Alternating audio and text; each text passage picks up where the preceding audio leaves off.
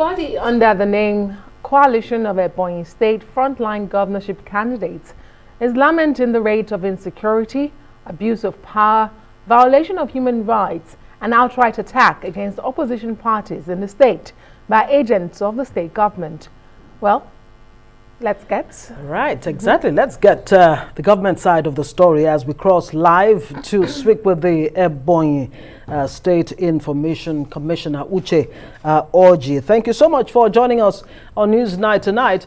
Well, from what we've been hearing from opposition candidates in your state, they're saying it is a descent to anarchy in Ebonyi. Exactly what is going on? Why are billboards being pulled down, and why are opposition politicians being attacked?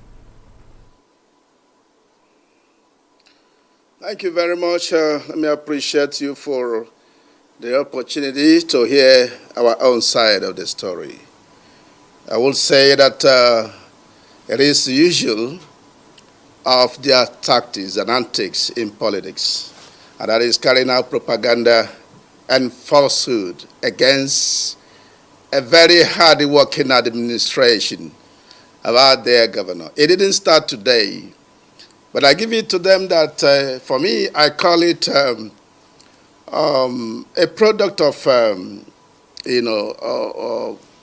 political desperation.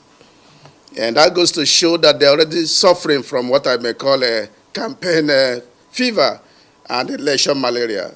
I say this because in Ebonyi State, we are known to be a very orderly, democratic state. And in Ebonyi State, everybody knows that it's the safest place in the southeast. If you come on Mondays, where you hear about sit at home in parts of southeast, in Ebonyi, it is not the case. You have never, and you can never hear about even high-profile killing in Ebonyi State. Far from it. We have got no such records. I think that the people that are carrying out this deliberate propaganda going to platforms, media, are well known to Ebonyi people. Let me take the case of the governorship candidate of APGA, who contested the election in 2015. It was the same propaganda when he contested for Senate, and he lost woefully to a PDP candidate at that time. In 2019, when his boss, after appointing him graciously and in a pitiable manner, he had to resign in 2018 to contest for governorship election. He ran the letter of abuses and accusation against this wonderful governor whose records and hallmarks of excellence is celebrated across the nation. And yet this man failed, lost at the primary level to an APC candidate who won in that primary election. He has started again by leading a coalition of 4 out of 13 number governorship candidates. In Ebonyi, we are so democratic that we allow political parties to exercise their freedom to aspire in different platforms. And out of these 13 that are candidates, only 4, and I know it's a conspiration and orchestration of the APGA governorship candidate who has decided to be jumping from the media house to the other instead of coming home to face his people. I want to tell you that all such information being given out are very unfounded, irresponsible, and malicious. Okay, all right. No billboard has been pulled down except... You are the Commissioner for Information for the current administration. We do not expect you to come and accept some of these accusations that have been laid against your government. But let us look at some of them. They accuse you of pulling down billboards. They accuse your administration of using the Ebube Agu, the local security outfit, to harass opponents. They accuse you of being intolerant to opposition. So let's talk about Ebube Agu, for instance.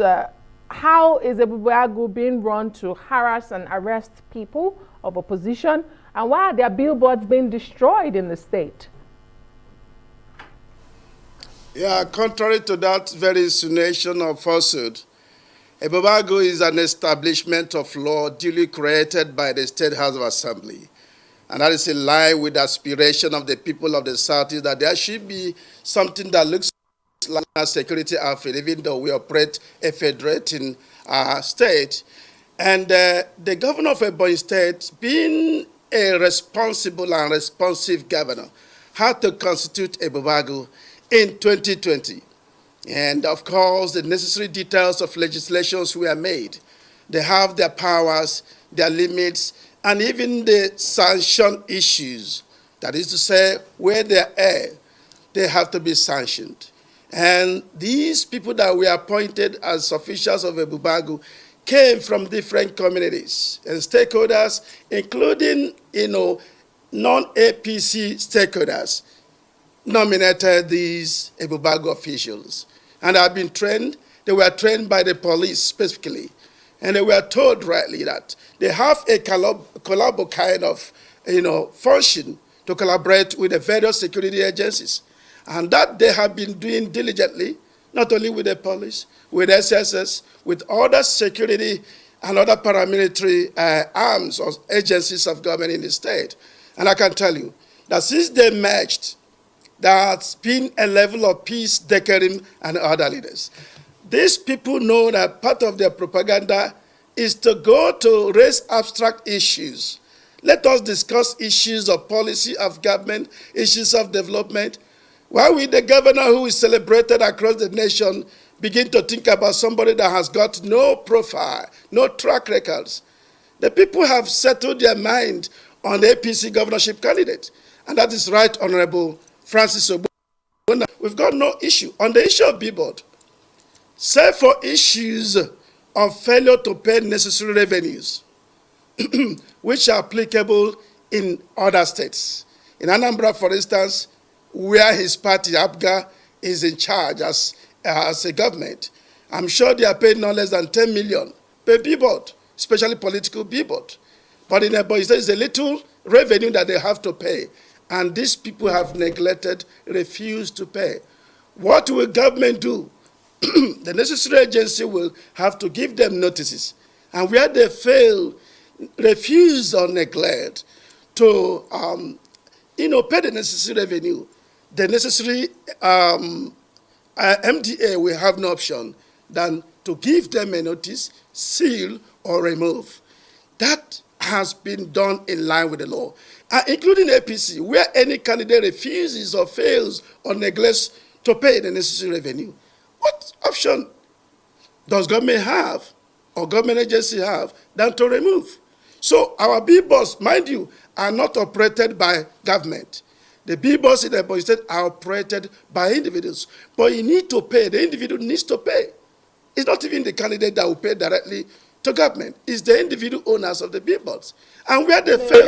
if we can have a very quick, last point here. He did complain, talking about Bernard Odo, the APGA governorship candidate, that he reported to the police and the state government. What action has your government taken to address the issues that he's complained about? And he also talked about issues of governance in your state, a lot of wastage, according to him. Billions of naira spent on, he says 2.5 billion has been earmarked to celebrate Christmas and other things that he refers to as unnecessary. Thank you. Let me start from issue of security.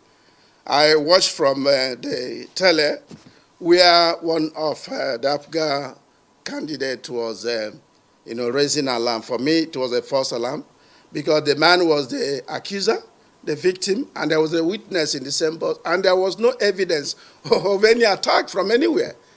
All of a sudden, we saw vehicles being, pictures of vehicles sent to social media.